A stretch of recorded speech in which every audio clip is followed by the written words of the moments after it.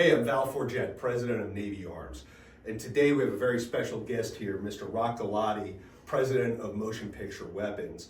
Rock has been for many years one of the leading armorers in Hollywood, doing large budget films like the John Wick movies, the Mission Impossible movies, amongst others.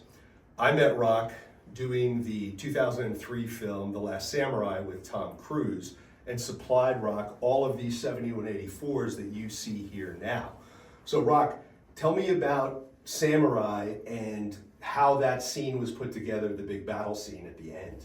So, first a little thing about the rifles. We were trying to get 1871 Mausers, and there's not any in existence. You just can't find them. So talking to the director at Wick, we decided to go with 7184s because they were close enough. Hence, while you look here at the trigger guard, Val had to paint these things gold for me because the 71s have a brass trigger guard. So we had to mimic it. Which, to interject, to take a trigger guard off a 7184, there's an internal screw here that would have meant the whole gun would have had to been taken apart. And literally the day before we were to ship these guns to New Zealand, Rock called me with this. So jokingly, I said, well, we could put some frog tape on and some Krylon. And there's this pause, and Rock goes, yeah, that'll work. So that's what we ended up doing, which is why you see the wear now from the usage. Yeah, so the Japanese background performers that we had all came out of Japan, had to learn how to fire weapons, had to be trained by my staff and I. When the weapons showed up, they were perfect. They were exactly what we needed because they have to look new. They can't look like old weapons. This is supposed to be taking place in the 1870s. So you'll see when you look at the weapons, if you see these here, this is what Val's calling B grades. B grades, and to me, those are the most valuable ones to me. And the reason why is these are the ones that were actually heavily used during filming by background and stunt guys. You can see on them here, if you see the side, you have these little nicks. You've got some little indentations here. And what that's from is when the Imperial Army is fighting the samurais and they're taking their aluminum sword blades and coming down, it's guys blocking them. So any of these with the nicks on them, like here, those are the ones that when I gifted one to somebody in the past, somebody very special to me, I've always given those because that has character. The ones that are A grade, that are in great condition, they're awesome too. But for me, I like the B grade because they're beat up and I know the story behind it. There's more of a story.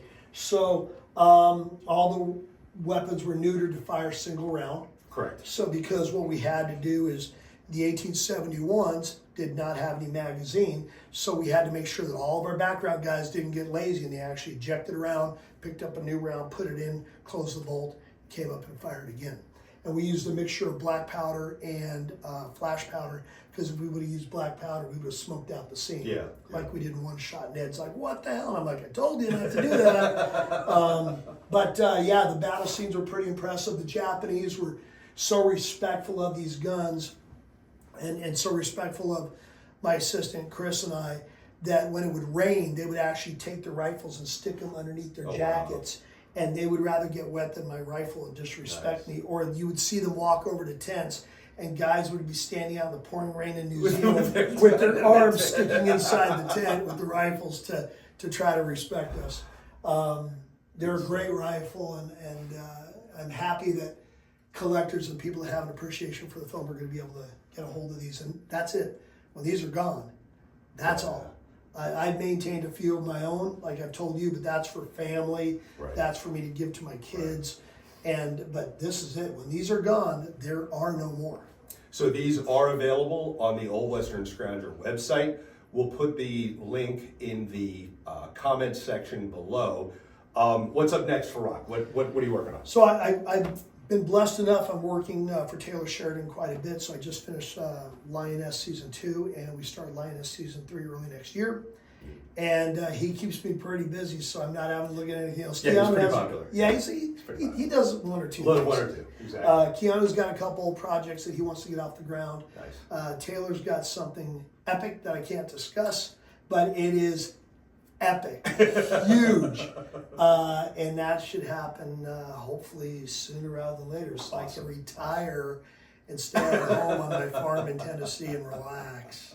Awesome. Rock, thank you so much. Always, Val. Thank Thank you. you so much. Appreciate it. you.